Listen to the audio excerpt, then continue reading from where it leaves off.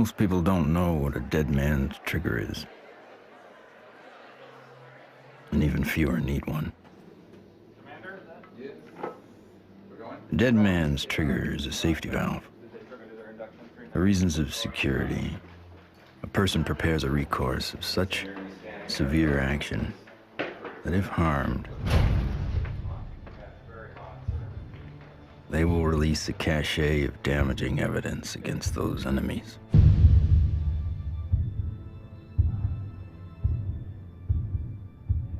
Given his situation, Dr. Steven Greer is one of those rare men.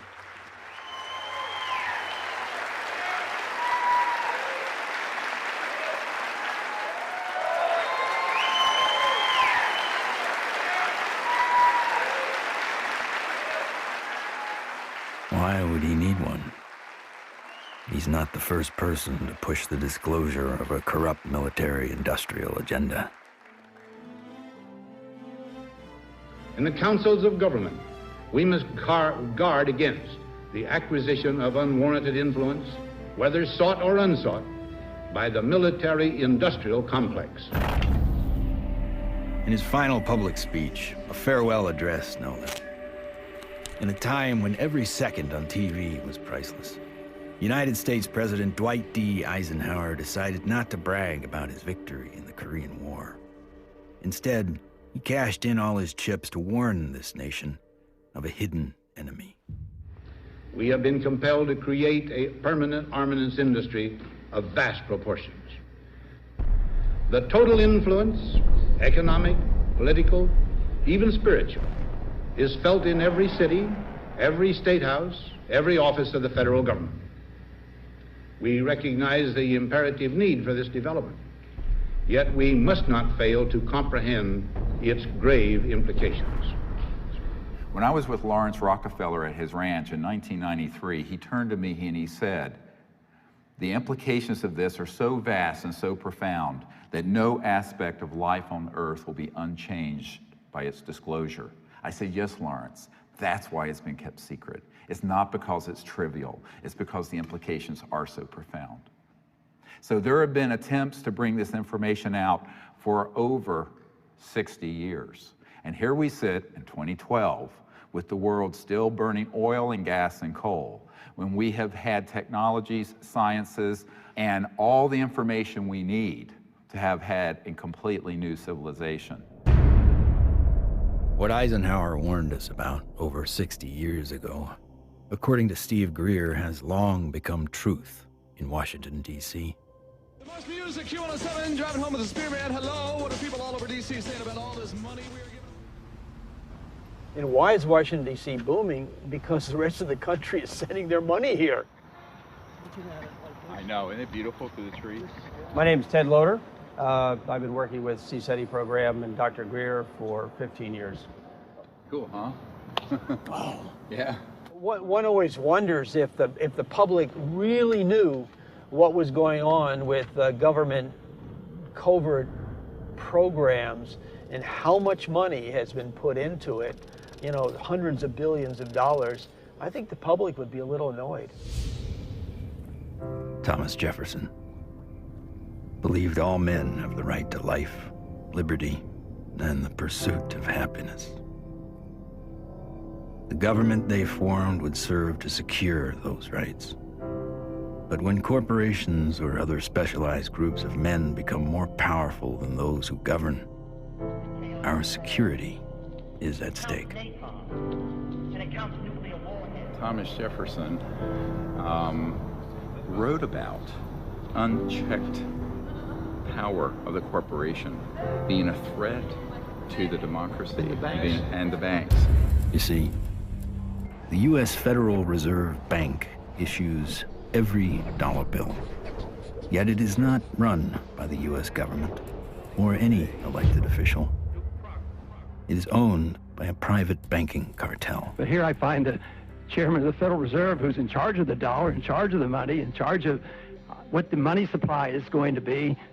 The middle class is being wiped out, and nobody's understanding that it has to do with the value of money. Prices are going up. So how are you able to defend this policy of deliberate depreciation of our money? A lot of it depends on what happens to the price of oil. The four horsemen, or families of banking who own and run the Federal Reserve, also run the four largest oil companies. Oil is also used to make and run machinery and current mechanical technology. Of course, there's one industry that needs these more than anyone else: the military-industrial complex. You begin to get into this very scary scenario that has to do with the human condition, of the proclivity to accumulate vast amounts of power around a handful of people. All right, sit down and shut up. And right now, these misanthropic sociopaths are running the planet into the ground. When Congress or whatever else, or budget directors say, well, we've lost $100 billion in black program, what does the public do? What can the public do? We can complain to our congressmen, but our congressmen can't get any information. With lobbyists, interest groups, campaign funding, the economic powers that be have learned to control the political sphere. These politicians become almost like placeholders, and they don't realize that until they get into the White House or into the Senate Intelligence Committee. It doesn't matter who the president is. They're going to do what they want to do. And that which is good for them isn't always good for everybody else.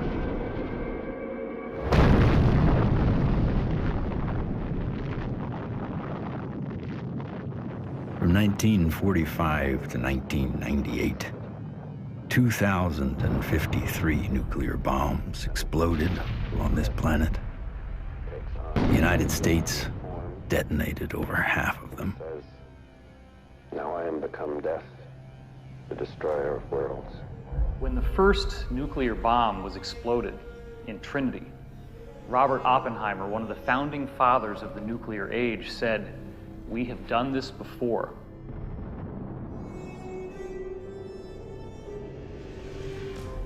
It could have been that Oppenheimer was speaking about weapons described in the ancient Sanskrit texts like the Mahabharata, in which they refer to a bolt of iron charged with the light of 1,000 suns. This bolt of iron was hurled in anger and led to an explosive event which is very graphically described in this religious scripture, specifically showing all the key indications of radiation sickness and the various problems with nuclear weaponry that we've come to expect.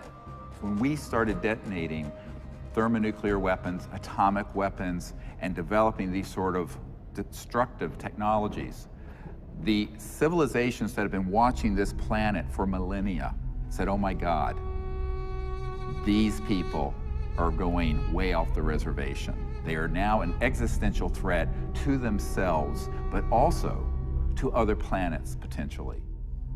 All over the world, we see very conclusive evidence that ancient people were in contact with extraterrestrial life. The Japanese said that their civilization was given to them by a people they called the Dogu, who came from what they described as Anemono Torebune, which translates as bird boat universe, meaning flying boats from the universe. The ancient Sanskrit writings of India have elaborate descriptions of vimanas, or flying craft. These texts are thousands of years old. They predate any conception that we have of spacecraft or aircraft. But evidence is not just found in ancient texts. It is also captured in our ancestors' art, as if it was plainly obvious that ET vehicles appeared in ancient skies.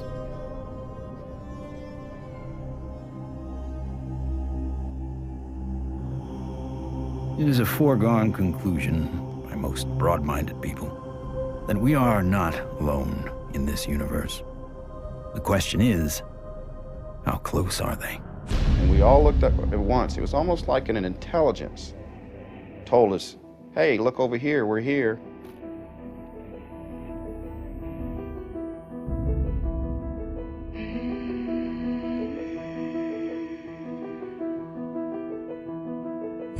I saw 3 red lights in a triangle almost directly overhead.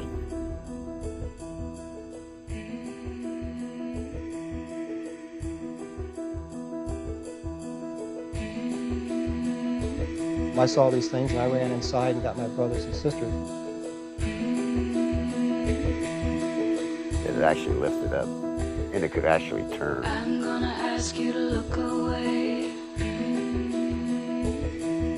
I love my hands, but I wasn't one who believed that UFOs might exist. I was satisfied they exist. the life I have isn't what I'd seen. They estimated 100 yards from the left wing was this 100-foot disc.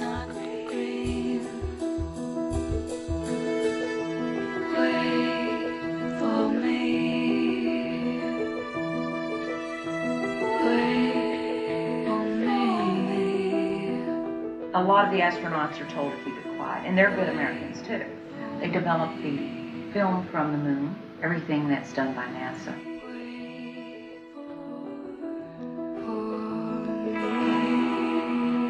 Ma che se ne sanno ancora degli altri superiori.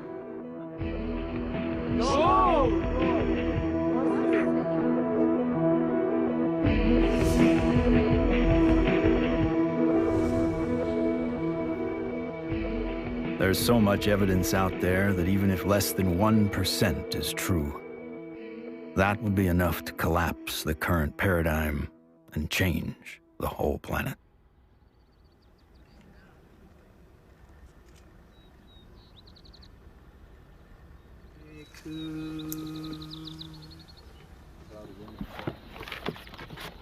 This is our signature tones that we broadcast over a small walkie-talkie. They were recorded in a crop circle. What happens is the extraterrestrials, they come into the area where we vector them in with the signature tones that we broadcast. Then it enables them to home in and get a real good fix on where the site is while we're setting up.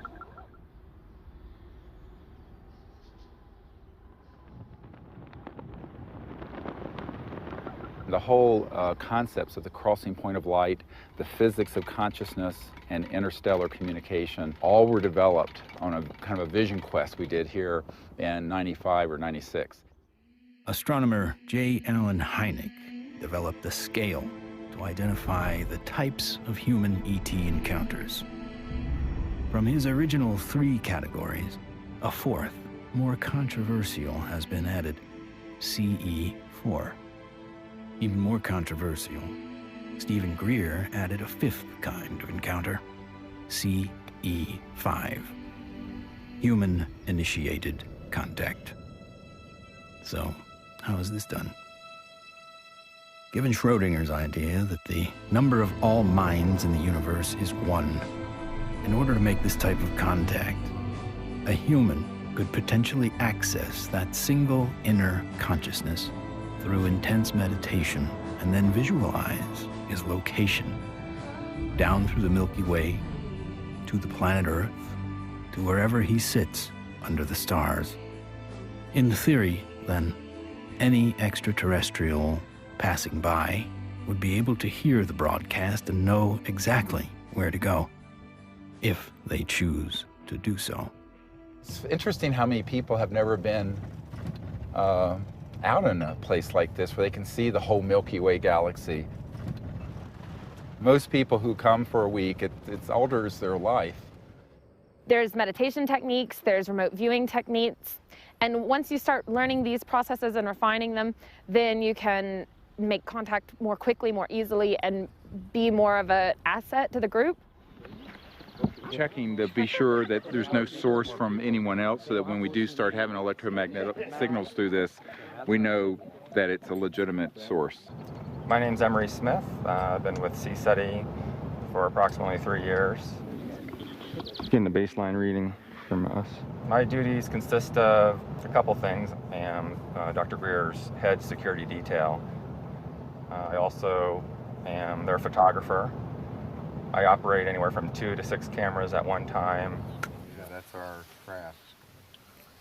It was over the mountains in this direction. Many of the craft that are coming in are transdimensional, and the way I understand it, not visible to the human eye.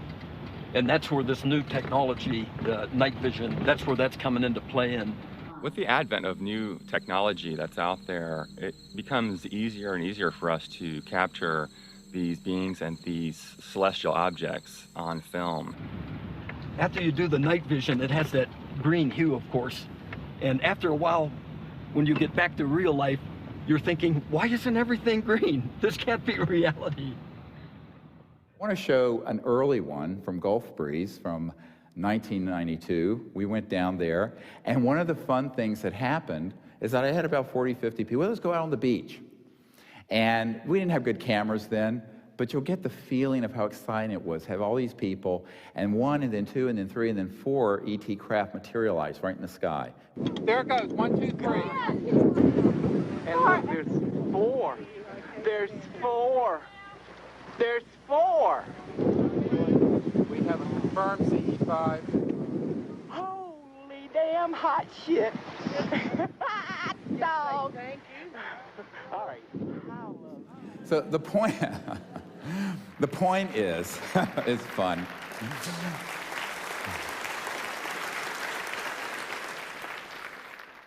It's your responsibility to go into meditation, find a little bit of time, 10, 15 minutes, and remote view who's up there and how many.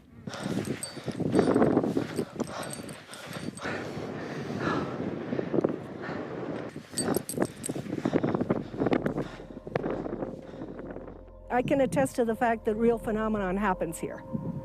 I really feel that his CE5 protocols are based on a spiritual kind of positive contact, and I think that that is an excellent model for any kind of communication, whether it be on Earth, in the United Nations or wherever, but in this particular field it's with cosmic cultures. And we use consciousness, meditation, visualization, remote viewing, certain tones, and we do it in a group when we can, or even as individuals. It's just been this series of unbelievable events that are amplified by our meditation. It enforces this communication between us and the ETs, and it's so interactive. I could feel everything, I could hear all the sounds just right there. Perfect. And then this being the little larval one comes up, and we had this hug, and I shared the joy in it, and I'm like just thanking it for this experience. Let's do what we can to feel as if it would feel that this is perfectly normal and natural. Oh, sure. And that, this is...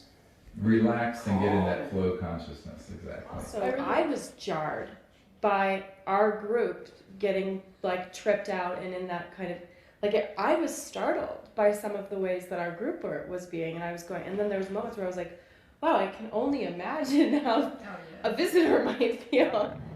The ETs pick up on your intentions, and if you're really out there just to learn and really want to communicate with these extraterrestrials, well, it's going to happen. Avahanam Narayanam Padma Bhavam Vashishtam Shaktim Chatat Putra Parasharam Cha Yasam Shukam Goda Padam Mahantam Govinda Yogindra Matashashisham.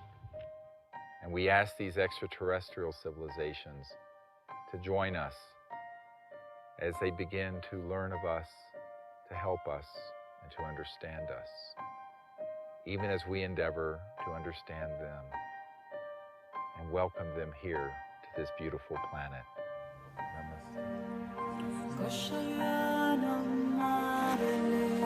Oh my goodness, another beautiful, stunning, absolutely stunning. Not an aircraft.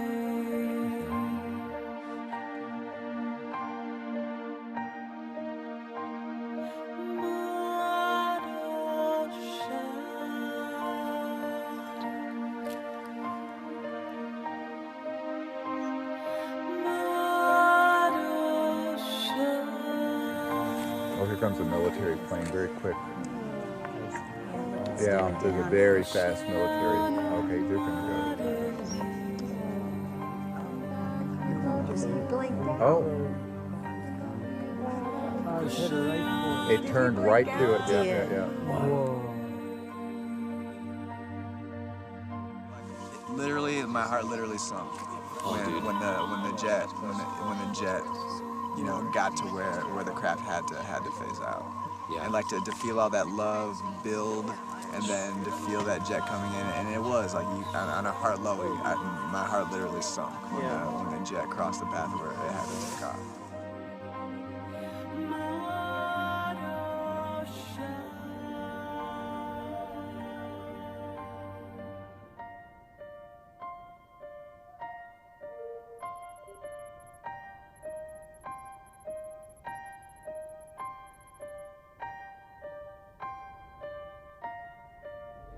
So in the camera, that's what you got. You got like this light traveling, and you can see it's not like a satellite where it's not like a path. It's got like a, you know, like a movement. Yeah, and then it's gone. When I was 17, I injured myself. I got so infected. And at the time, because I was very poor and I didn't have any health care, I just laid there and I got sicker and sicker and sicker, and I had a near-death experience. I found myself out in deep space, and it was this experience of complete oneness with the cosmos, not just with Earth and life on Earth, but with the stars and the infinity of creation. It certainly altered the course of what I would end up doing, because I then learned meditation. I actually became very aware of the power of the mind. This experience helped guide the direction of his life. Though Greer went on to earn a medical degree and raise a family, he continued to study consciousness and contact. And decades later, it seems he would be the doctor called upon first to examine a very unusual body. This came to us in the last couple of years, and there's a man who runs an institute in another country that I cannot talk about. But he came into possession of a little creature. It is humanoid. It does not look human. We have acquired an EBE, an extraterrestrial biological entity. We're flying over to Europe soon to take some tissue samples and do some DNA testing. This was found in the Atacama Desert. We don't know how it came about. Here's the great view of the face and cheekbone, very complex. Now there is a fracture here, and behind this right ear is caved in, and that's how this ET being was killed. We have the best scientists in the US from Stanford that are going to be doing the testing itself to see what this really is, and also to rule out what it's not.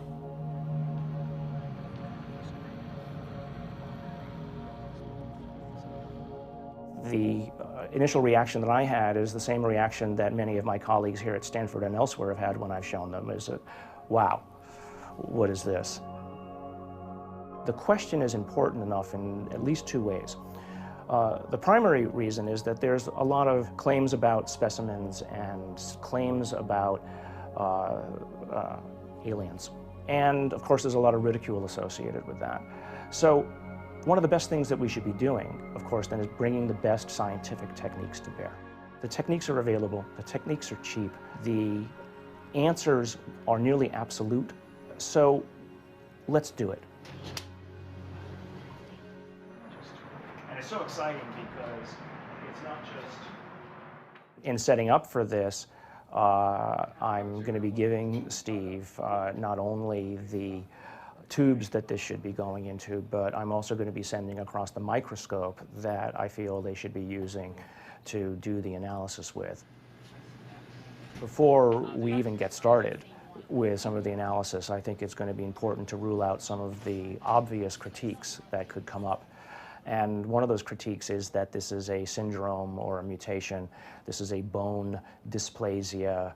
And luckily, here at Stanford, we happen to have literally the world's expert, the man who wrote the book on bone dysplasias and syndromes, a gentleman by the name of Dr. Ralph Lachman, who has kindly agreed to look at the specimen, both the pictures as well as the CT scans and the X-rays, to help determine whether or not it's anything that he's ever seen before. I think that a dozen or even 15 years ago, answering the question of what is this would really not have been possible because the kinds of technologies were not available as are available today. But really the DNA tells the story. And because we have the computational techniques, that allows us to determine in very short order whether in fact this is human. So this will be basically an absolute level of proof as to what this actually is.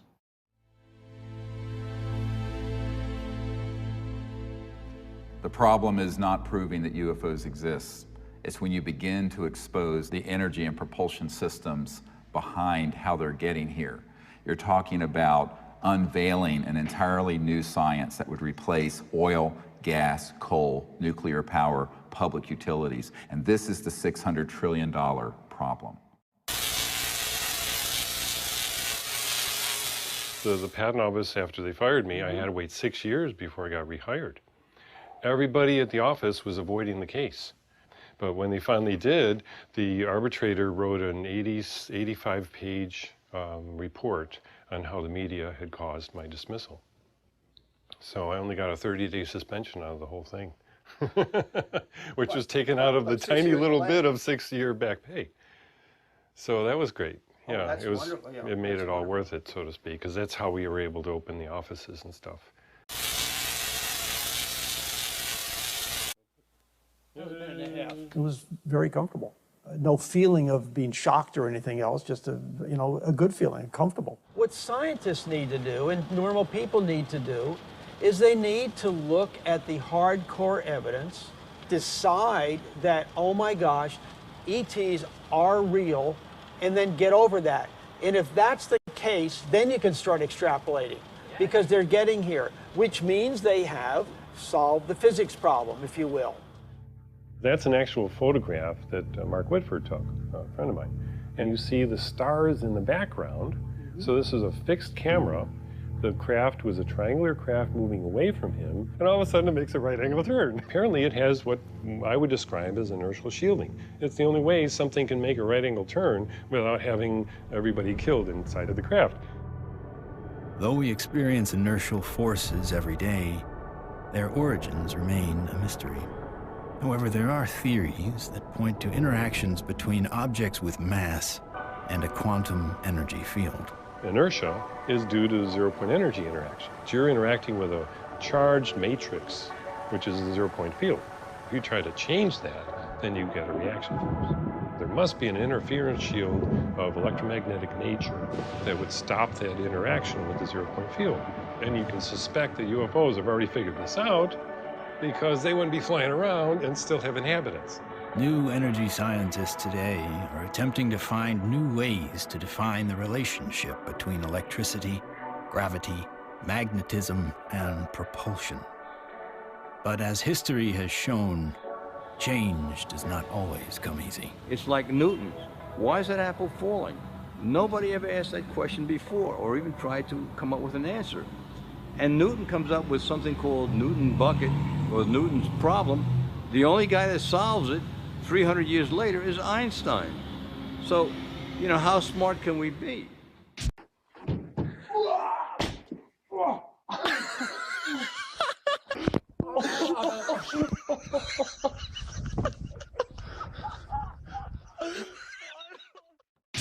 If you look at everything normal within the conventional wisdom, you're not going to learn anything new.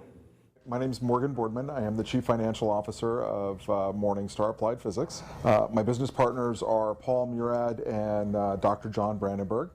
What we're doing, like I said earlier, is we're using a magnetic field that's rotating about the axis with the hope of generating a magnetic vortex. In essence, we are trying to start a civilian advanced research projects agency.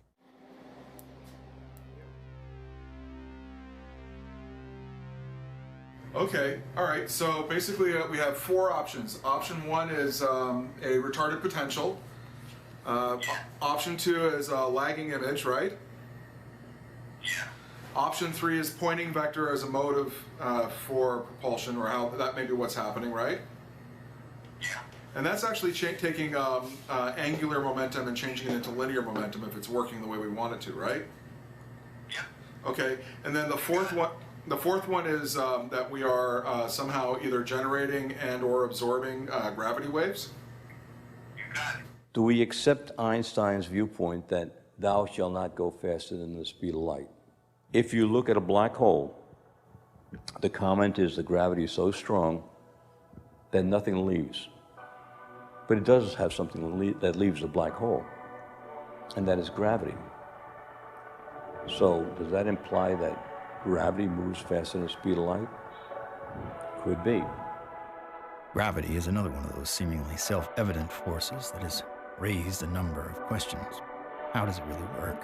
How can we use it to our advantage?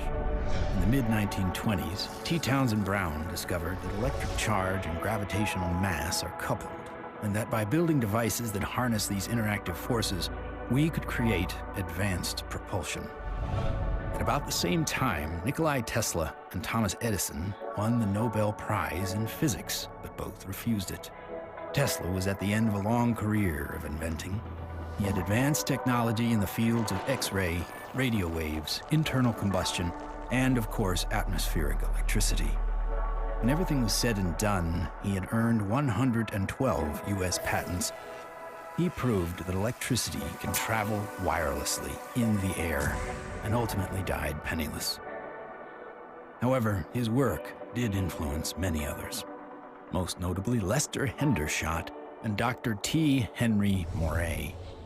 Hendershot invented a magnetronic generator to energize an impossible flight, if fueled by gas, that took Charles Lindbergh and the Spirit of St. Louis from New York to Paris. Dr. T. Henry Moray developed the Moray valve, a device for extracting radiant energy from the zero-point field, and demonstrated this device hundreds of times and had dozens of signed affidavits supporting his science. Yet in the end, even these two notable scientists were ignored and bullied. Dr. Moray's device was hammered down and broken into pieces by a competitor, and before he could finish reconstruction, he passed away of natural causes. Hendershot fled to Mexico to continue work, but was found dead at 61 years of age, attributed to suicide. There's all kinds of skullduggery that happened there. I don't think T. Henry Moray ever got a decent chance to ever do anything with that. There is absolutely no question that T. Henry Moray had a system that produced about 50 kilowatts out of a 55-pound box. The conventional electrodynamics model does not allow this to happen. In other words, it doesn't allow you to extract excess energy from the vacuum and use that to power your load. It costs just as much to restore it as was used to destroy it. So we got to put in more than we can ever get out in a load with such a squirrely circuit. And that's the only kind of circuit we've used in power systems since day one. We're still building them. We're still making power systems that deliberately kill them. So we pay the power company to have a giant wrestling match inside his generator and lose. In the 1950s, there were some very provocative articles saying that, oh, electrogravitics is the best thing since sliced bread, how all the aviation companies are now backing electrogravitics, they're all doing experiments on it. Well, within a couple of years, there was no news at all. Once they figured out that they could really control gravity, 1954, it all went black. Do you think the boys in the black projects have solved that problem? Because it sure sounds like it from what the witnesses have told me. I wouldn't know. I wouldn't know. Sorry, but I can't even think about it. I see so many things in my life, it's just hard to say. A local inventor has discovered a way, hear this, to use water to run your car. What Stan shared with me was interesting. In order to run this engine off of water, we've also had to learn the ability to adjust the burn rate of hydrogen to co-equal the fossil fuels. So he applies for a patent, and then he gets a call from actually a visitation by two guys from the Pentagon. The Pentagon flew a lieutenant colonel in last week to look at Meyer's invention. There's talk of possibly using it in the Star Wars defense program and to run Army tanks. But he asked that this become a public patent so that the civilians could benefit from it. And he indicated that if we don't do that, overseas people will. In 1996, Meyer was sued by his investors, who claimed the device was not revolutionary, despite verification of the unique voltage intensifier circuit by the U.S. Patent Office. Meyer was brought to trial, but key evidence was not allowed. His oral testimony was not even recorded due to an audio recorder malfunction, and the judge recessed early for vacation. Later, Meyer made an appeal but was denied. He was found guilty of fraud and ordered to repay his investors, putting an immediate dent on the idea of funding new technology. On March 20th, 1998, Stanley joined his brother and 2 NATO officials for a dinner meeting. Stan took a sip of cranberry juice, grabbed his neck, ran out of the restaurant, and fell to the ground, saying, "They poisoned me." He fell down after eating at a restaurant nearby where he lived, fell down the parking lot, said, "I've been poisoned," collapsed. And that's on the police report?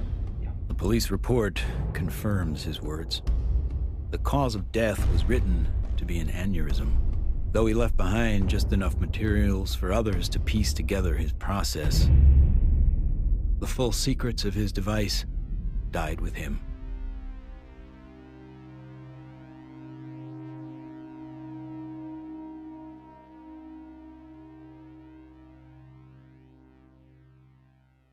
So from this, I began to do more work with the administration, various people, friends of the president, the Rockefeller family. Lawrence was the white hat in that crowd who wanted us to bring this information out, actually hosted us at the Rockefeller Ranch in the Tetons. And one night he pulled me out on the deck and he said, "Well, you know, we really need you to do this." I said, "Lawrence, you're old, you're rich, and you're Rockefeller. What do you want me to do? I'm just a country doctor banging around in an ER in North Carolina." He says, no, we want you to do this. I went, okay. So I'm the throwaway guy. I'm the guy you can throw away because my life doesn't matter. We are back in Rachel, Nevada with our first 2 distinguished guests. Steven Greer is a North Carolina doctor. He does a lot more than watch the skies. He fires off messages, and he says that someone or something is responding.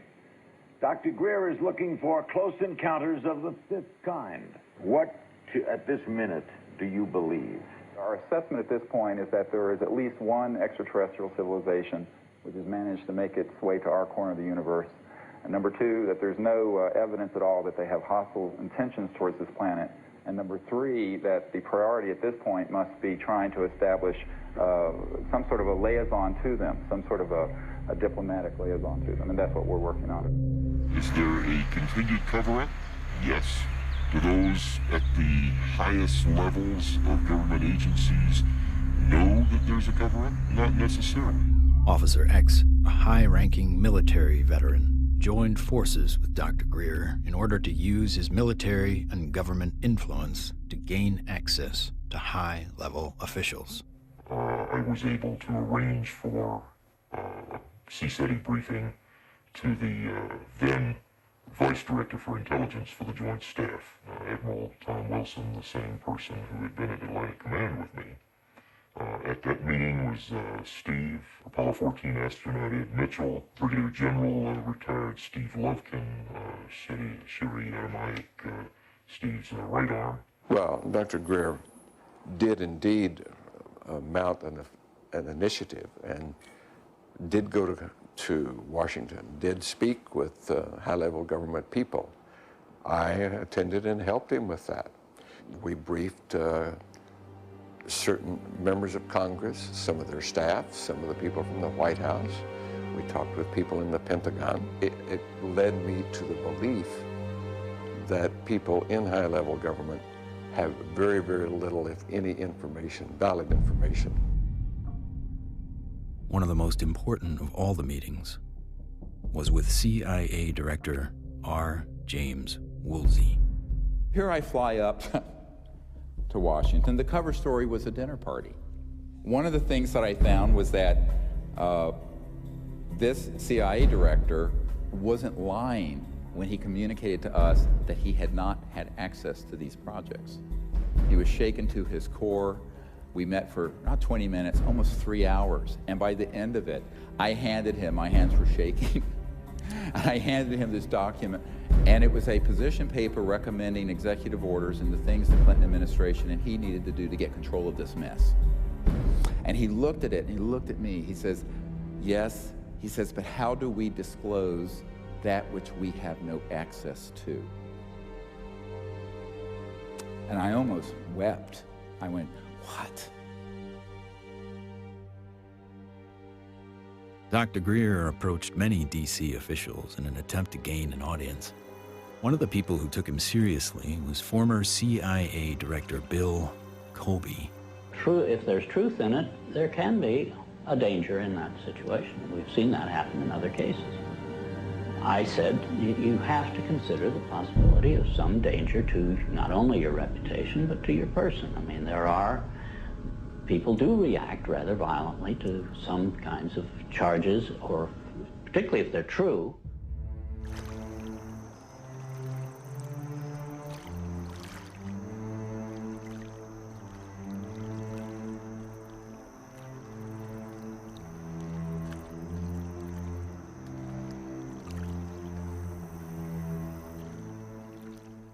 Now, you know, I'm a 30-some-year-old doctor with 4 kids, a golden retriever, and a house in North Carolina. So I'm going, this is down the rabbit hole fast. But that is the situation, my friends, when you're dealing with secrecy that is criminal and illegal.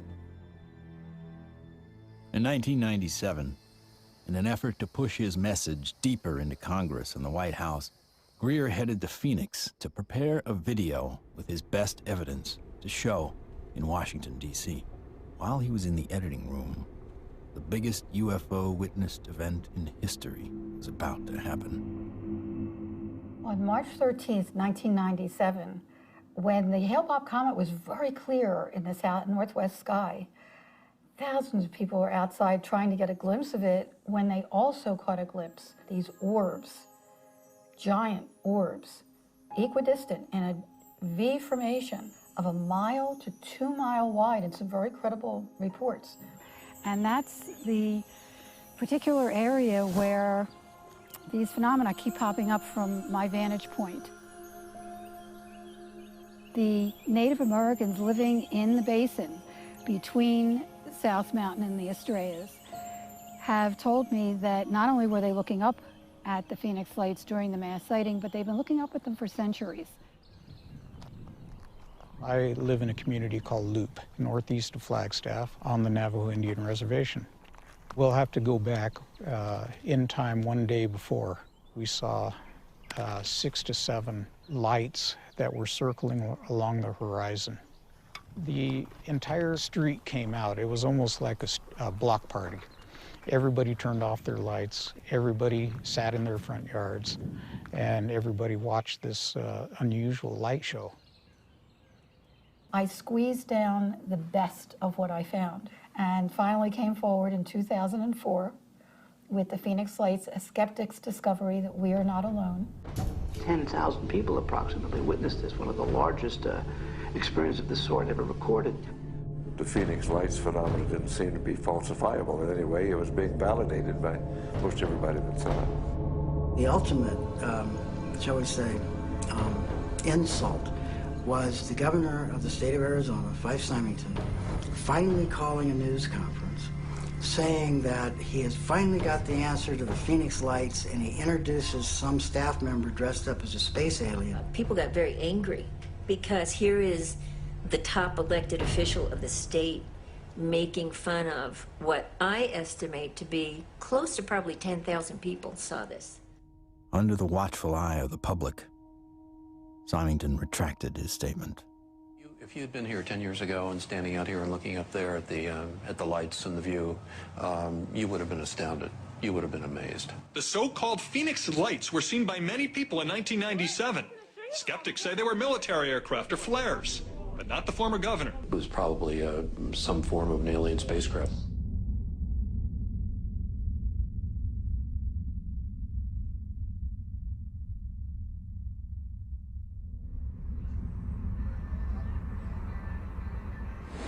On our way to Barcelona, Barcelona to retrieve the evidence.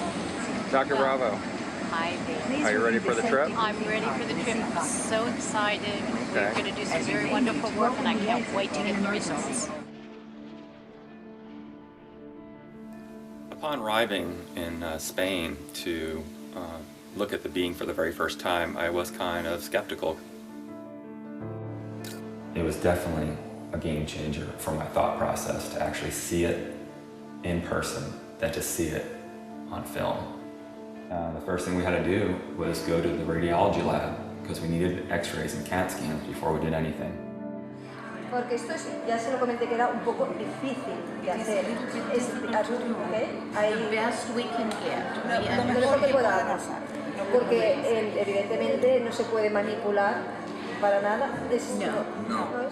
The head radiologist at the center saw the being and was quite impressed. And the first thing she said was, "Wow, that looks like an alien." That's really okay. This is fabulous. This one's pretty good for you. Yeah, for that, yeah. Okay, that's good.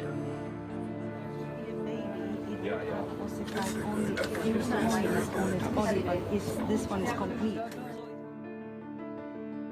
When the CAT scan images started coming up on the computer, it was just profound. And I saw inside the bone, and I saw, organs and lung material, brain material. I knew that this was not a hoax, it was not fake, that this was actually some sort of living creature. Right, well, if somebody made it, they have a future in microsurgery because they were smart enough then to put in these millimeter-wide bone holes where the arteries go in to feed the bone marrow.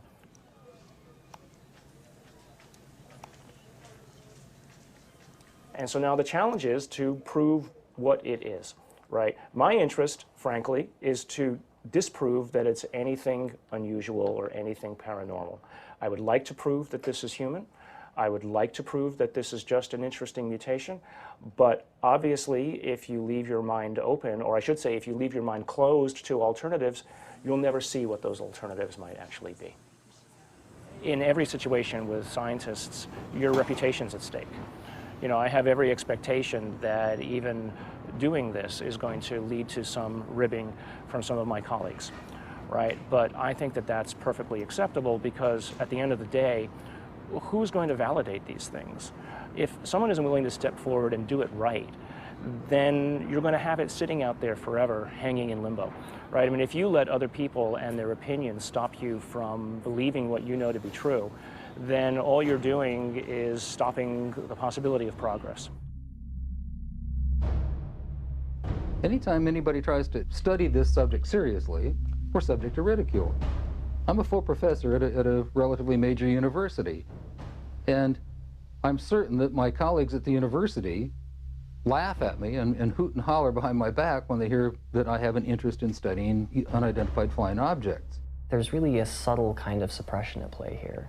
You don't worry about what the CEO of Enron thinks about what you say. You worry about what your friends think. You worry about what your parents would think if you posted whatever you care about on Facebook or something. We take the risk to appear to be a crackpot. There may be people who are going to be threatened by that for any number of reasons. My feeling was that I was involved in a lot of strange activities, so I tried to say to myself, let's not look at this with too much exposure and mention it because there's a question of credibility. This should be the subject of rigorous scientific investigation and not the subject of rubbishing by tabloid newspapers. MUFON is the Mutual UFO Network, and it was founded in 1969 by Walt Andrus. And our mission statement is the scientific study of UFOs for the benefit of humanity. MUFON is the world's largest UFO investigative organization. We have approximately 3,000 members worldwide. Approximately 500 of those have their PhDs. These are people who really would like to delve deep into the UFO phenomenon and try to figure out not only what it is, but how it's happening. Armed with what he thought was some of the best available evidence, including the Phoenix Lights, Steve Greer organized a Project Starlight briefing before several Congress Pentagon, and White House staff members. Things seem to be on track for disclosure. Of the device and the internal, all of it, with a lot of detail, and this is a cutaway. This was done and escaped government control, whereas the Bentwaters case took 20-some years in England. So this is in our possession and not the Ministry of Defense. So, or it would never be found. Where it'd be going to a black hole, right? Yeah. But then, the bad news came. Sherry Adamiak, Steve's partner and longtime friend, along with Steve and another team member, were all suddenly diagnosed with a malignant cancer. I've had these experiences since I was a child or a young man, but to articulate them so other people understand them, I need someone with capacity to hear it. She was that person. I mean, it's been... You can't resolve things. It's been very hard for me. Oh, yeah, you know, I know. Get up I know every it has day, been. you know, but...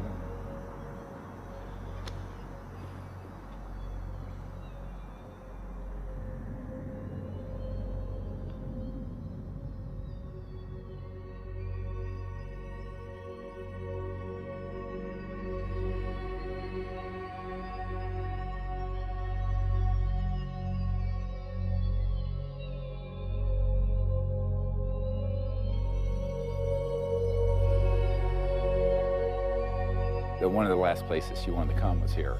So she asked that her ashes be placed on the land. So we put her ashes around that tree.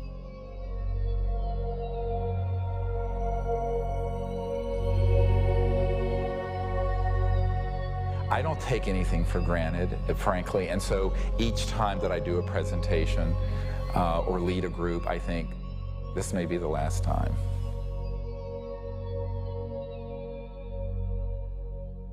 The thing that has kept me going the most is not any external thing, but the experience of that near-death experience where I know that there's an aspect of us that doesn't die. That is why I can go mano a mano with these elements and not be afraid. I shouldn't say be afraid, not stand down. Everyone has fear. I've certainly had my fears. But it gives you an anchor so that you can go forward.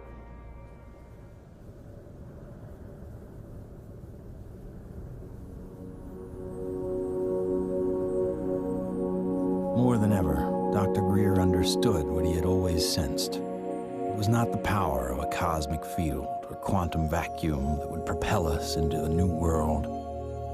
It was the mind. This really is the opening to an entirely new science of consciousness.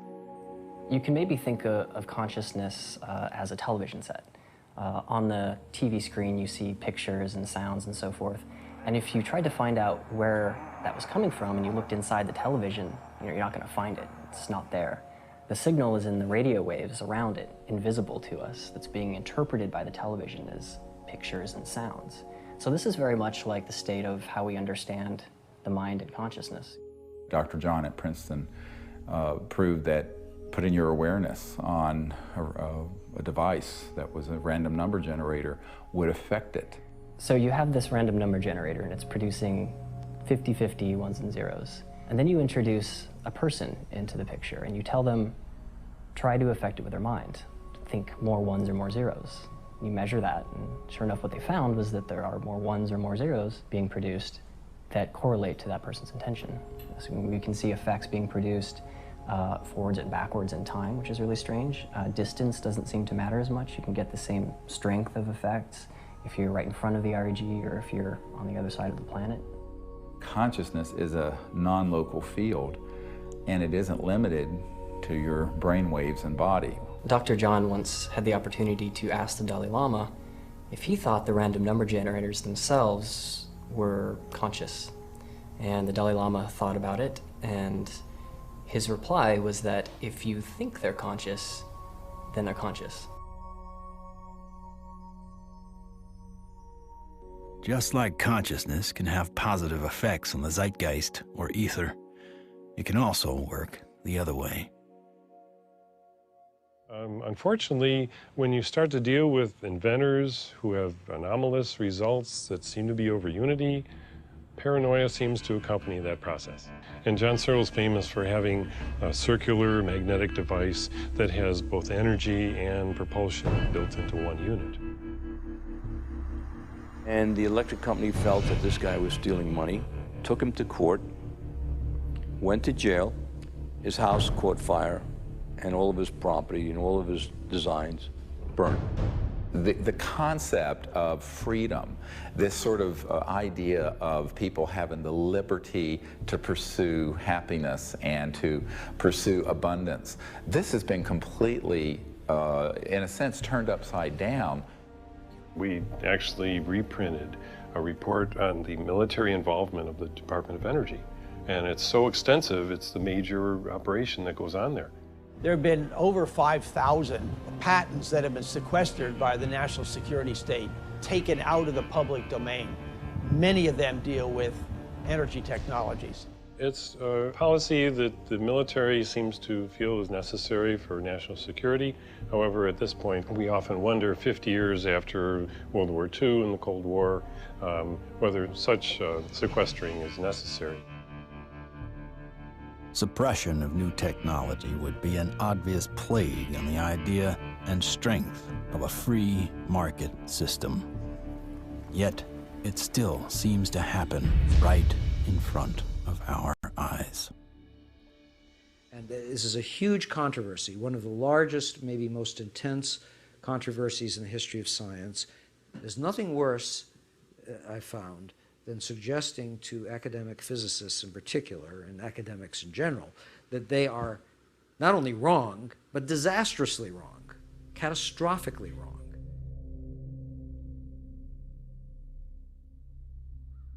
Cold fusion patents have not been approved. They will not get through. American citizens are being denied their constitutional rights. I inadvertently was looking through some piles of paper that had been given to me in a casual manner by all these hot fusion physicists as they were trying to do their calorimetric repeat of the Pons-Fleischmann experiment. And I was stunned. I couldn't believe what I was seeing. It looked like monkey business to me at the time, and it has turned out to be exactly that. It was represented as a negative result when it was positive. And that data is scientific fraud, as far as I'm concerned. It's been referred to legal authorities in the government. I asked for a review at MIT, got nowhere. If this type of manipulation had occurred in any legitimate research area, such as cancer research, AIDS research, global warming research, anything that's accepted as reasonable to be researching, the people would lose their jobs, they wouldn't be in science. And yet, these people today, their data is used today, to year 2000, and all before, to reject patents.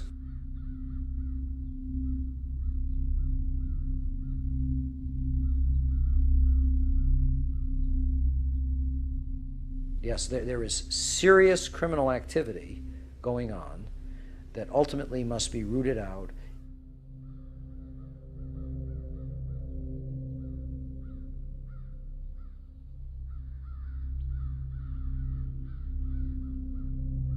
It became very clear to me that, you kind of had a tiger by the tail here, and that this was serious. For a moment, Dr. Greer considered shutting everything down. He had been threatened and swindled far too many times. Sherry was gone. He had no office, no staff, no money. Back in 1998, I was given information by a friend that Dr. Greer was having a conference. Literally the month that Sherry Adamek passed away, within 30 days, I have this scheduled event. So I went to the conference and learned some things and listened. And so she just on a lark came, and she's an emergency doctor like I am. And what really grabbed my attention was he was getting all this information from military witnesses. That was in 1998. By 2000, when we were planning and storyboarding and working the whole disclosure project event out and pulling together all these hundreds of witnesses, we didn't really have the funding to do it. But she got so supportive and involved that she lived very modestly and took all of her excess income and donated it. And I want to acknowledge some amazing people that are here. Dr. Jan Bravo, without whom we would not have the Disclosure Project. But it's not just the funding she's provided, it's the moral support and the encouragement and the friendship. And so she's just become a very key person. And, you know, it's sort of metaphysical and odd that literally the month that Sherry Adamek passed away, within 30 days, I have this scheduled event. Not alone anymore. With the support of a loyal team, Dr. Greer grew his witness list from a couple dozen to over 200. And see that little dot right there? That dot don't belong there.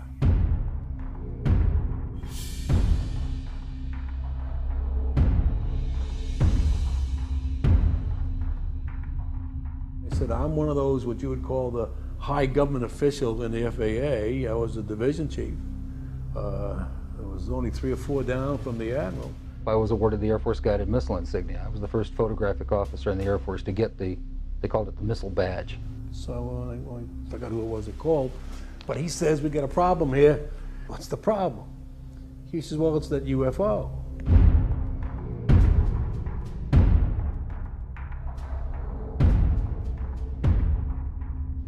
We weren't launching real nuclear weapons, we were launching dummy warheads. They were the exact size, shape, and dimension and weight. And we were looking down southwest, and the missile popped up through the fog. It was just beautiful. And I hollered, there it is. And our guys on our M45 tracking mount with 180-inch lenses on it got it. We sent the film back down to Vandenberg. The Japanese airline, 747, was coming from the northwest, going across the Alaskan territory. He called and asked the controller if the controller had any traffic at his altitude.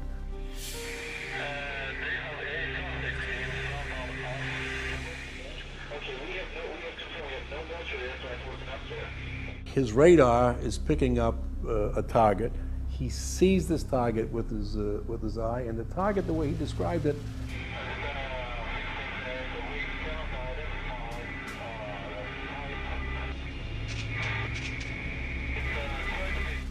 a huge ball with lights running around it, and I think he said it was like 4 times as big as a 747. I was called into Major Mansman's office at the 1st Strategic Aerospace Division headquarters. And Major Mansman said, watch this. There was the launch from a day or 2 before it at Big Sur. We watched that stage burn out, we watched the 2nd stage burn out, we watched the 3rd stage burn out, and it's going like this. And into the frame came something else. It flew into the frame like this, and it shot a beam of light at the warhead, fires another beam of light, goes around like this, we're going like this, fires another beam of light, goes down like this, fires another beam of light, and then flies out the way it came in. And the warhead tumbles out of space. They brought in 3 people from the FBI, 3 people from the CIA, and 3 people from Reagan's scientific study team, and I don't know who the rest of the people were. When they got done, they actually swore all these other guys into this never took place. Who said that? Who was saying? This was one of the guys from the CIA. Now, I saw that. I don't give a goddamn what anybody else says about it. I saw that on film. Phil Klass can kiss my ass. He wasn't there. I was. He said this is the first time they ever had 30 minutes of radar data on a UFO. He said, you are never to speak of this again. As far as you're concerned, this never happened. So I said, yes, sir, and walked out, and that was the last I talked about it for 18 years.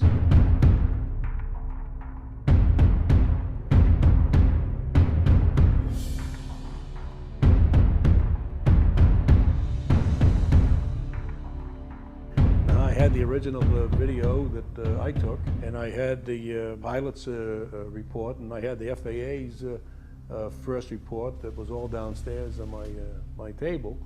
They didn't ask for that, so I didn't give it to them. There are things that I know about that I did in the service that I won't talk about to you now because they're top secret, and I could get my ass in trouble for talking about them. If you parse what Major Mansman said, he said, you are to say, this never happened. Well, that's not classifying it top secret, is it?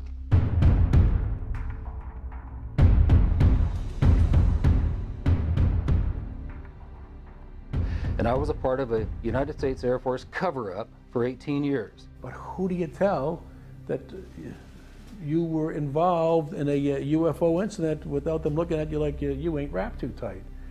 What we photographed up there affected me for the rest of my life and made a huge impact on my understanding of the universe and of governmental manipulation of our minds.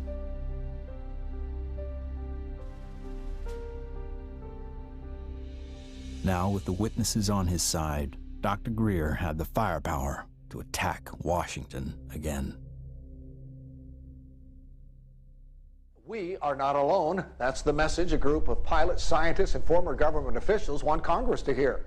21 members of that group already have testified in Washington for what's known as the Disclosure Project. And we had all volunteers who organized that whole event. And there was no paid staff. So when people look at that whole period, we didn't have an office, a secretary, and one paid staff person. But we did it. Dr. Steven Greer heads up the Disclosure Project, a group that compiles information from people who say they've encountered extraterrestrial forms of life. 20 years ago, in 1980, I was a security specialist assigned to RAF Bentwaters. Objects made incursions over our WSA, fired pencil-thin beams of light into them, and adversely affected the ordnance, possibly. There were bodies that were involved with some of these crashes, also some were alive. What do members plan to do with their information?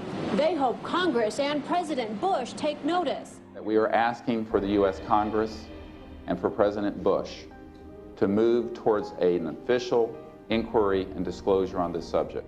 Those that don't want to believe you will never believe you anyway, so it doesn't matter. It doesn't change the truth. A spokesperson for the Senate Science, Technology, and Space Committee says no congressional hearings are planned right now. Elaine Quijano, CNN Headline News. I stand before you today in my almighty God, and I tell you this. If Congress calls me in and says, will you testify in detail what you know, I stand here today prepared and ready to do just that. Governments must never lie to the people. Thank you.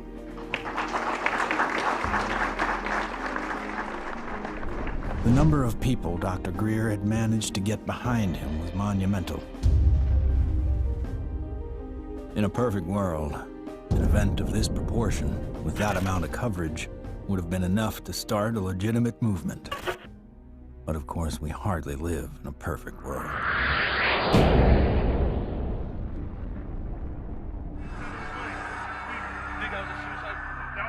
Yeah, don't say it. It's on, you know it, right? I don't know, guy. Everything's fucked up. 9/11 became the mother of all news stories and completely changed the game for everyone. Fear, panic, and strife were imprinted in the public consciousness. To what end? Not to go after Al-Qaeda, but rather to invade the sovereign nation of Iraq. Given such a drastically overt misstep on the part of a U.S. government led by an oil family, the question on some people's minds is whether or not this disaster was exploited, or worse, engineered.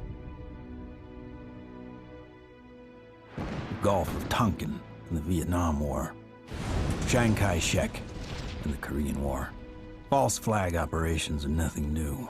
However, according to some, the ultimate card to play might be yet to come. How do you grow the trillion-dollar military-industrial complex that Eisenhower warned about into a $2 or $3 trillion program? You got to have a bigger enemy out there.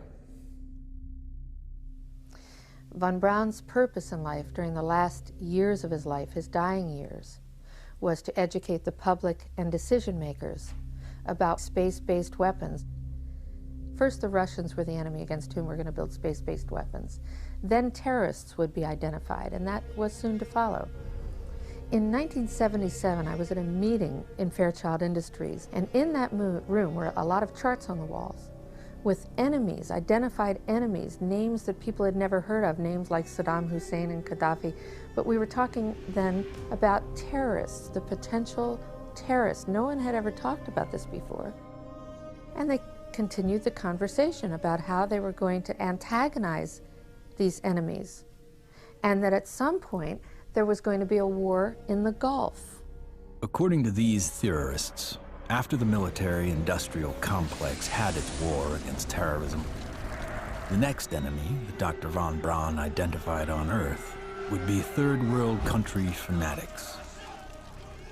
But with no more enemies left, the people would soon be taught to look to space. The next enemy was asteroids. Now at this point, he kind of chuckled the first time he said it.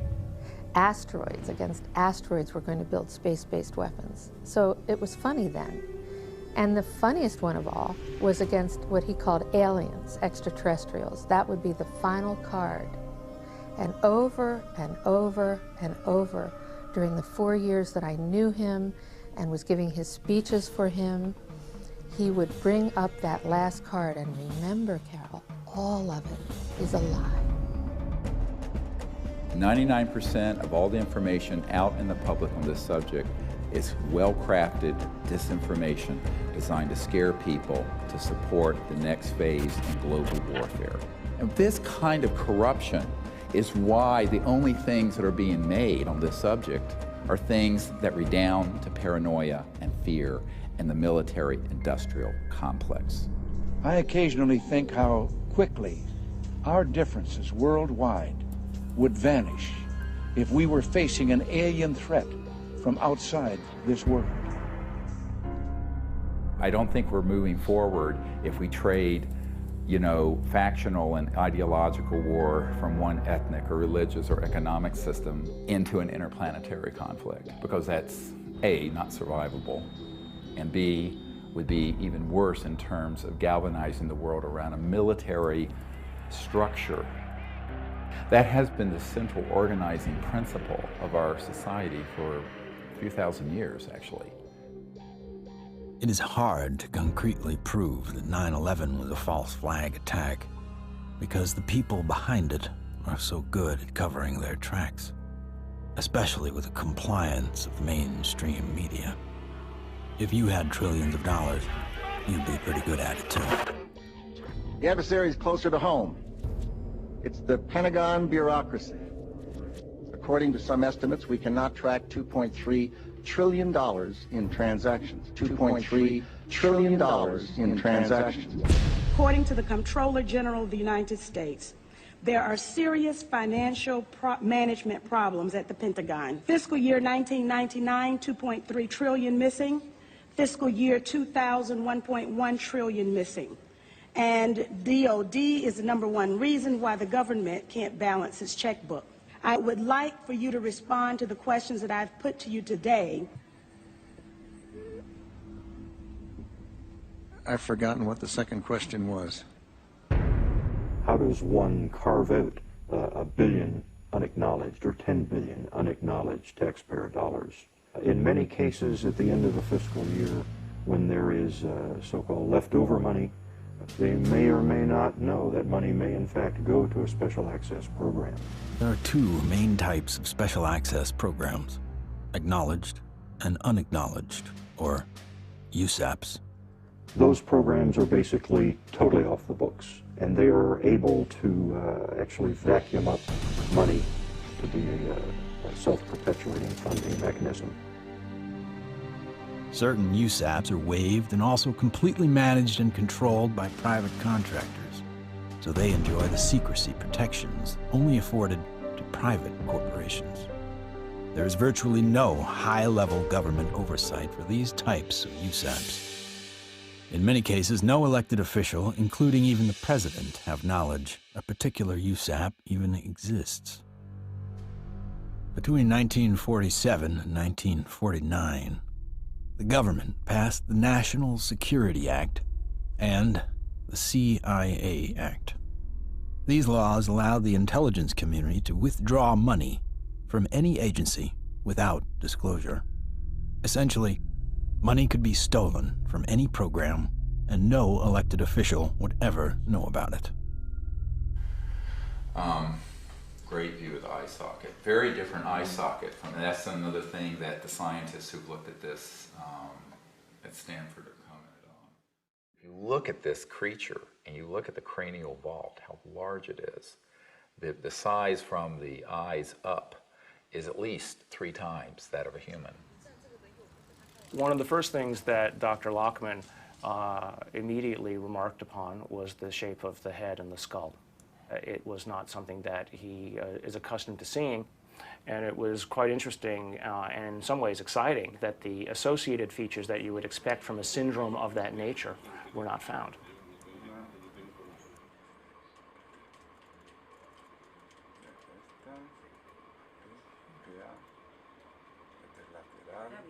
This specimen does not fall under any known, to me, class of disorders or syndromes. In many respects, the proportions of the spine and extremities are normal. The major abnormalities appear to be 1, the size of the specimen, mid-face hypoplasia and underdevelopment of the jaw, and that the specimen has only 10 ribs. Humans normally have 12, rarely 11. One of the most remarkable aspects of this is when we came down to study the actual bone density. One of the features of fetuses that a specialist looks at is the so-called growth plates of the epiphyseal joint, say, of the knees. The shock, I think, and the surprise was, and the absolute certainty that Dr. Lockman had was that this specimen is between the age of 6 to 8 years old. The shock was that this specimen was clearly not fetal. How do you explain how something 6 inches tall survived to any length of time that would allow for it to survive 100 or 1,000 years ago?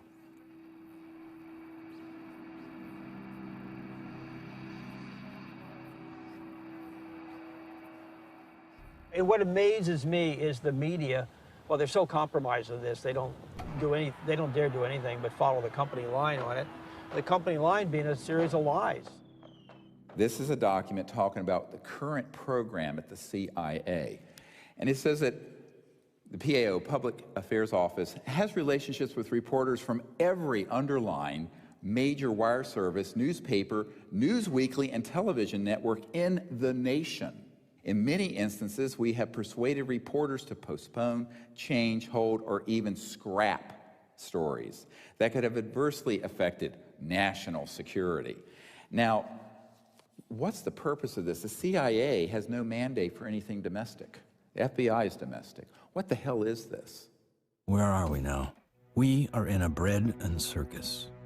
This is a phrase used to describe the creation of public approval, not through excellent public policy, but rather through diversion and distraction. No, I'm not doing that. I'm sorry. You are driving me nuts. That's ridiculous. Keep people fat, keep them happy, keep them diverted, and keep them entertained with drivel and shock and nonsense. That's, unfortunately, the sort of thing that has taken the place of news and information.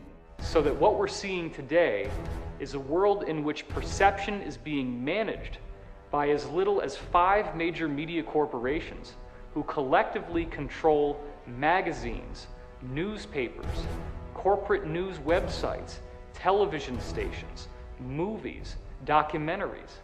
Who are these people? Who could be behind the curtain? Who could possibly be controlling us so effectively?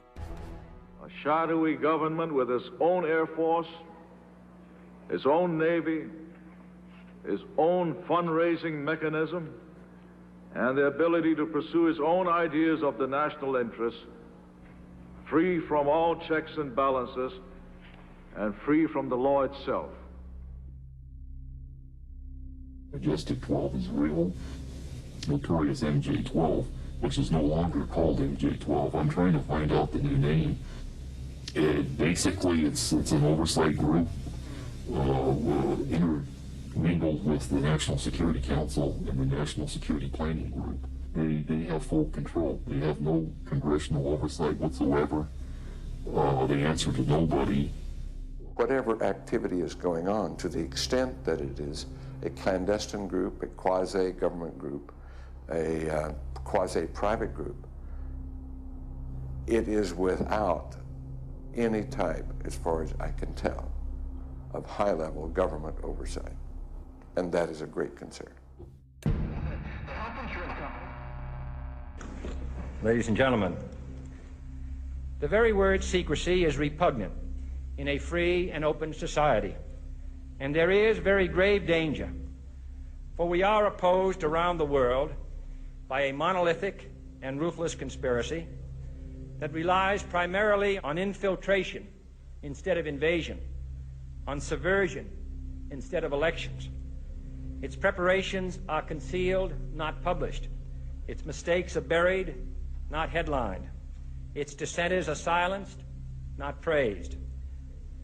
It is a system which has conscripted vast human and material resources into the building of a tightly knit, highly efficient machine that combines military, diplomatic, intelligence, economic, scientific, and political operations.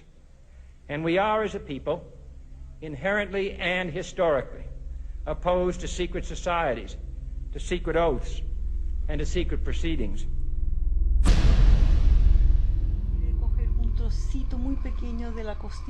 It's got too much tissue on it. They actually want a piece of the bone from at least like a 0.5 of a millimeter in. Como medio milímetro de... We took material from inside the cranium, also 2 clippings of the anterior front ribs of this being. And we were able to see under the dissecting microscope that in fact it did have bone marrow in them, so that meant there should be some good genetic material in there. It was really nerve-wracking. Imagine, 2 big guys here trying to operate on this 13-centimeter long beam. But we did it.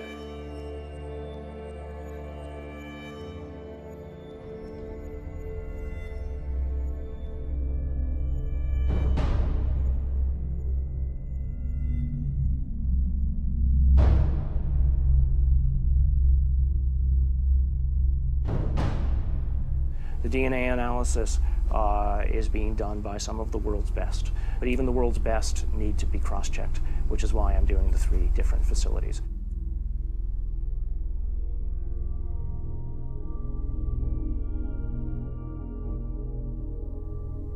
So I actually ran 4 samples.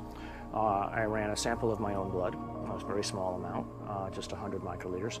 I ran 2 blanks, things that just had water in them, because that would be essentially a contamination control. And then, of course, the sample itself. And really, the all-important first result was whether or not there was, in fact, any DNA, which was isolated. And the actual shock for me was when I got the amount of DNA out of this sample. It was way above what I had originally expected. What you have on the left here is a so-called DNA ladder. This is a size standard. This one on the end is, in fact, my DNA, and it has an expected size distribution as well as some banding. And validating the original measurement is this analysis that basically shows that we have a nice distribution for the sample's DNA. When we physicists look for alien civilizations, we don't look for little green men. We look for energy consumption. We look for type 1, type 2, and type 3 civilizations. What are we? We are type 0. We get our energy from dead plants, oil and coal. Around the year 2100, we will become a type 1 civilization.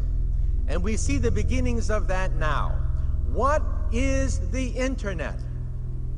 The internet is a type 1 telephone system. Imagine, if you will, sitting down to your morning coffee, turning on your home computer to read the day's newspaper. Well, it's not as far-fetched as it may seem. Information has largely been controlled in a top-down way. What we're seeing now is the dissemination of discoveries coming up from the grassroots and not from a top-down centralized authority which has the ability to say, this isn't making it because we don't believe it's true, this is making it because it fits the mainstream. When we want to form a new team in a new country, then all we have to do is contact someone there using the internet, and suddenly they're a member of the node. From this online collective seems to come a real communion. People from all over gather in groups to investigate UFOs, with safety in numbers against ridicule and disinformation.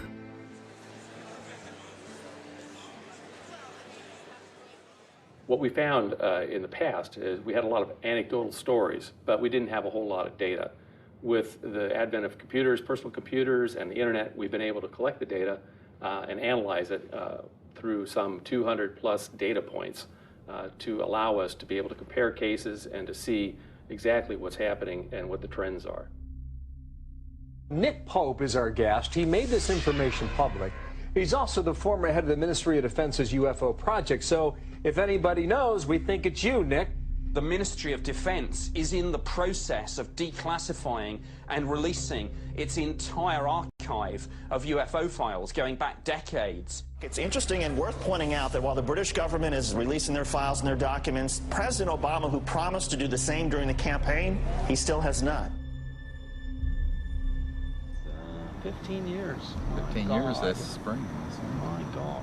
But I figured that, you know, after the disclosure project, we'd get this information out and we could go on with life. How do we keep battering the ram at this door? Where do we find the strength to keep going forward? When you think that you're the only person that has the knowledge, you become marginalized.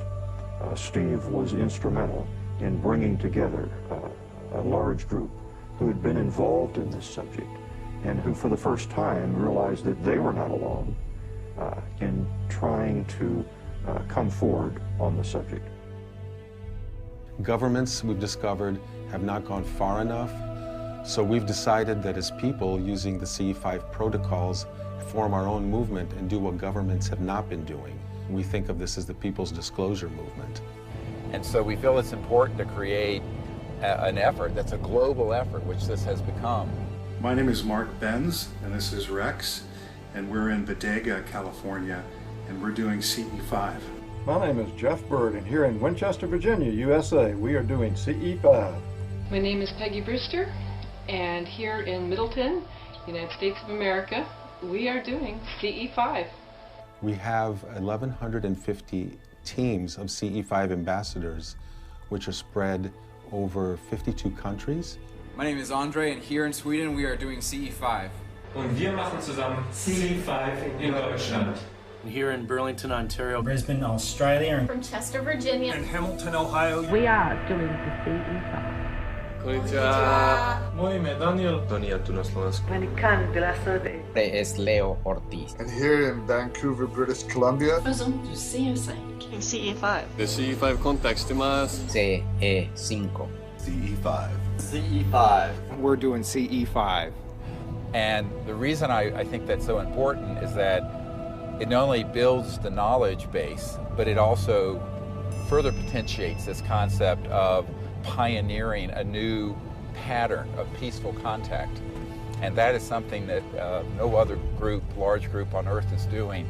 Certainly isn't being done by the State Department and the Senate Foreign Relations Committee. It seems to be it only takes one person to make contact. But hundreds of voices worldwide is a call that can't be missed. And likewise with innovation, the more heads in the game, the more likely we are to find a solution. There's many technologies that people have talked about, many ways to the mountaintop. We have so many modes of converting quantum vacuum energy or zero-point energy. Some people think they know how to do it. Okay, fine. But if you do it theoretically, that's one thing. But then you got to do it experimentally, and that's the hard part. Those opposed to new energy technologies can tie the hands of hundreds of inventors. But how will they ever fare against tens of thousands? The output milliamperage is more than the input milliamperage. It's a clear indicator of over-unity. I'm gonna ask you to look away. I love my hands, but it hurts to pray. The life I have isn't what I'd seen. The sky's not blue and the field's not green. Wait for me. Wait for me. Wait for me. Wait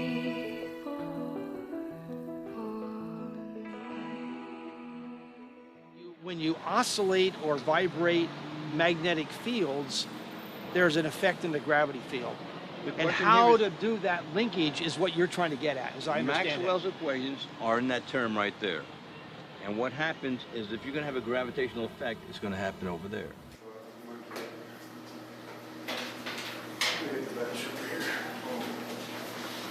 Josh, I think I can help too.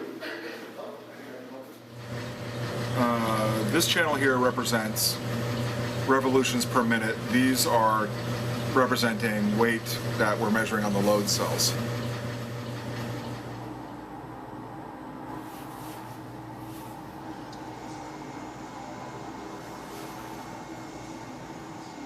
Full steam ahead.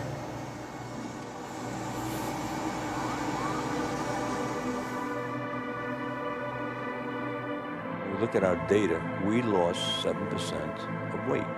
If we move this thing and it loses weight, I must be generating gravity waves. Though the device maintains its shape and size in terms of dimension, it is losing mass. That's a possibility. If it is losing mass, then certainly it would also be affecting time in a very localized manner. By looking at new technology, you could break through new commercial aspects to improve our society. We should be looking for a disruptive breakthrough in this technology within the next 10 years. We're on the brink of developing any number of potential propulsion systems which would take us out of the solar system. I think we're going to beat NASA to the mark. So I graduated from the UCLA School of Engineering in 1976. I got a flyer from the School of Engineering inviting me to a lecture by Ben Rich. Ben Rich was the director of Lockheed's Skunk Works for 16 years. He oversaw a number of USAPs that were secretly managed at the Skunk Works, including, most notably, the development of the F-117 stealth fighter. Ben shared a slide set of about 40 slides of different things, starting with the U-2 spy plane, going all the way up to the stealth fighter at that time, mentioning that he couldn't talk about the other secret stuff. But when he ended his talk, he had a slide of a black disc zipping off into outer space. And he ended this talk with these words: "We now have the technology to take ET home." So you have to have vision, and you have to have the guts and the courage to go out past the steps and do something of any value, and we have to go past our grasp. And we asked him questions about it. You know, what did you mean when you said we have the technology to take ET home? Ben shared three major things that I think are worthy of research by researchers worldwide at this point in time. The first was we've somehow figured out how to do interstellar travel already. It's known. The second point he made was that there was an error in the equations. My suspicion is it's probably Maxwell's equations for electromagnetic theory. The third thing he said was, how does ESP work? And I was really kind of startled because I didn't know what to say. But I blurted out, I don't know, all points in time and space are connected. And he looked me back in the eye and he said, that's how it works.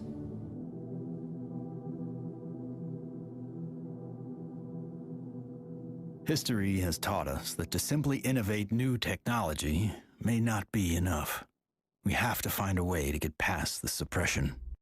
We've already now had a breakthrough just a couple months ago of the tritium battery. Finally, a company has come up with an actual commercializable unit, but it's very small. It's designed for an IC or some small circuit component.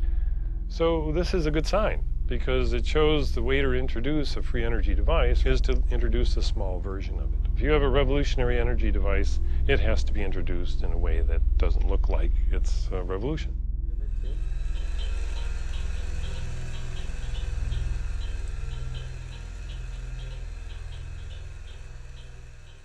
Science is always changing. I mean, even back in the 1960s, they thought that biofeedback, for example, was impossible. But now, of course, we know that that itself is an absurd statement. We have even toys on the market that allow people to, play with biofeedback. These sciences have been around for decades. They have been ruthlessly kept secret because of the kleptocracy of what I call the petrofascists, the people who are hell-bent on maintaining the power of a centralized petrodollar oil, gas, coal system. So that does create scarcity because that is a zero-sum game. But when you take us off that system onto this new system, it's an entirely new macroeconomic order, and scarcity becomes non-existent. After years of disappointments, Dr. Greer and his team are now attempting to build an energy research lab in Virginia, where scientists and inventors with working prototypes will have a safe haven to build. So this is an example of how the analysis is done using what's called a genome browser. And it's more or less a schematic representation of the chromosomes, and at a very high level of resolution. So the sequence that we got from the mitochondria tells us with extremely high confidence that the mother was an indigenous Indian from the Chilean area, and the haplotype is called B2A. Now, the other thing that immediately fell out of the analysis is that it's male. It has so-called Y chromosome material. In fact, it's got a full Y chromosome. It probably died in the last century, if I were to make a guess. I can say with absolute certainty that it is not a monkey, right? It is human, or as close to human, closer to human than chimpanzees would be. But when you count up the number of mutations that we're observing, what we're seeing is more than what we would expect to be caused by simple cell division. When the sequencer is creating or making these reads, it's doing it more or less at random. So what does the computer program do that people have written and designed? It takes every one of the little sequences and tries to match it against the known. And then anything that doesn't match, it puts in a little side file and says this is unknown. At a certain point, when enough knowns are matched, I can feel comfortable saying, this is human, right? But if I'm not careful and I don't pay attention to what's in the garbage can, right, what the computer program is throwing away, I could literally be throwing the baby out with the bathwater. What we've done is we've scaled back, and we're seeing several chromosomes and pieces of chromosomes across the top, which basically leaves us with a very strange conundrum. Right, here you've got this 6-inch tall, let's call it human, right, because the DNA says that so far it's human, at least the way that we're looking at it. This gene, PCNT, which is known to be associated with primordial dwarfism, we don't have any mutations here. It lived to the age of 6 to 8. Obviously, it was breathing, it was eating, it was metabolizing, and it wasn't living in an environment where there was a lot of advanced medical attention that was given to it to allow it to live to that age. It calls into question how big the thing might have been when it was born. So genetically, you might explain that by saying that there's some advanced aging mutation, something that caused the bone to age anomalously quickly. A gene that's known to be associated with progeria, that also no changes there.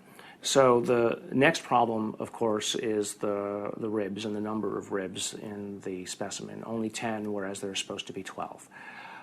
So there are no mutations which are specifically associated with that kind of phenomenon because it's rarely, if ever, seen. The digits are all correct. The hands are all correct. There are problems with the face. So there's a mid-face hypoplasia, and then there's the larger skull.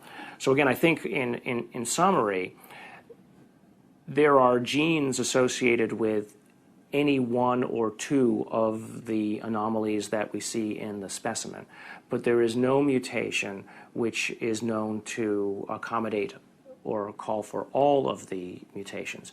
Even with the things that we know could be assigned to one or more of the anomalies, we don't find them in the genetics of this specimen. That leaves open the question, what genetics is causing the anomalies that we are observing?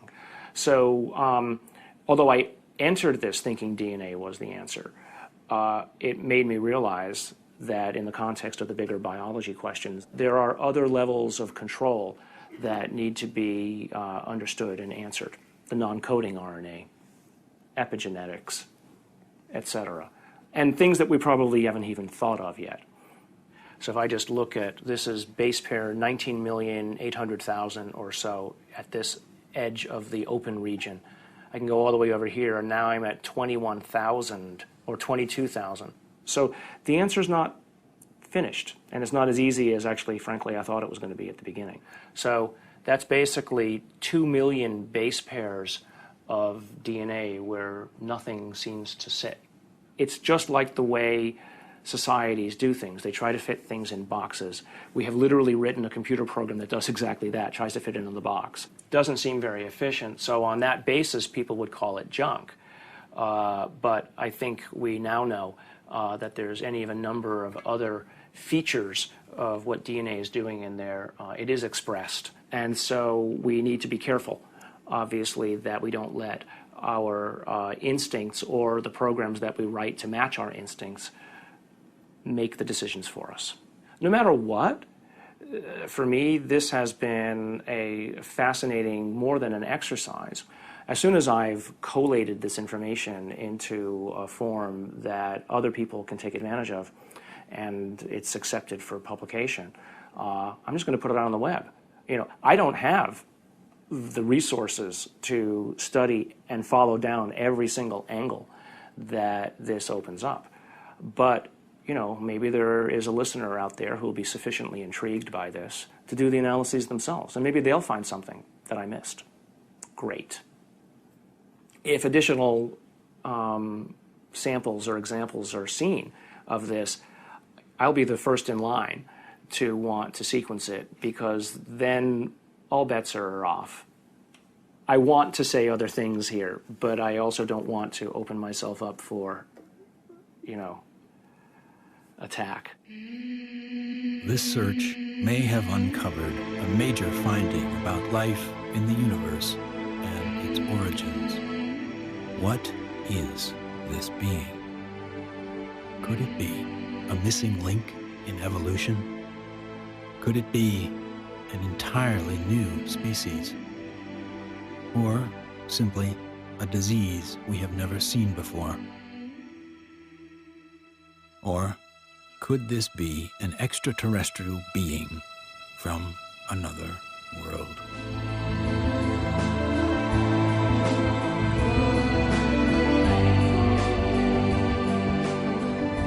Whatever the case may be, this challenges the boundaries of human scientific knowledge.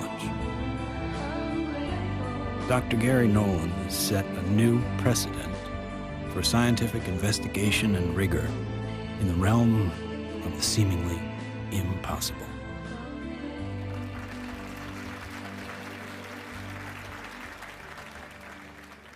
Now, we have now over 4,000 cases of extraterrestrial vehicles that have landed, 3,500 pilot cases, over 5,000 documents from the U.S. government, and hundreds of thousands of pages of documents from 14 countries that have opened their files since the Disclosure Project was launched 11 years ago. And yet, this isn't on CNN every night. And this is probably the most important thing going on this planet today, and yet nobody talks about it. If we don't explore what to do, we're going to miss the boat. And that could be why Eisenhower's final message wasn't just doom and gloom. It was a charge to the people to spit out the bread, look away from the circus, and take some responsibility. Only an alert and knowledgeable citizenry can compel the proper meshing of the huge industrial and military machinery of defense with our peaceful methods and goals. The dam is in fact breaking, and you're beginning to see countries all over the world begin to come forward with what they know to be absolute fact.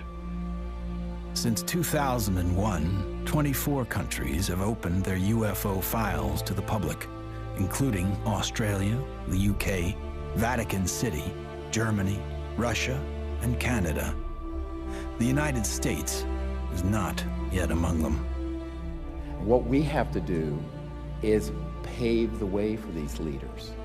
Because if the people will lead, the leaders will follow. They'll have to. And it isn't about overthrowing the Pentagon, it's about leaving it behind. My goal when I started this was to make this so that I wasn't important at all in it, that there would be enough people that they go on without me. And that way, it doesn't matter if I drop dead. The future is here already. The technologies are here, contact is happening. And if we come together as a people, what we're going to find is that all of us working together are going to be able to create a world that is amazing. If every single one of us told everyone we know that we're being visited by intelligent life, that the sciences are here to give us a new civilization, we're liberated from that macroeconomic slavery, but this is the destiny of humanity. Thank you very much. God bless you all.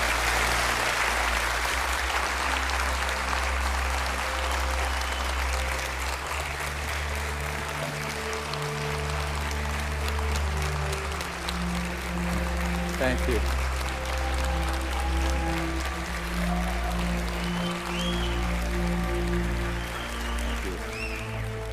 What we've come to learn is this. We are standing at the precipice of a new age. There is power in the many, but only when they're acting as one. That's when resonance happens. Whether joining together as a responsible citizenry against the forces standing to divide us, or joining consciousness to unite with the beings who are prepared to communicate with us.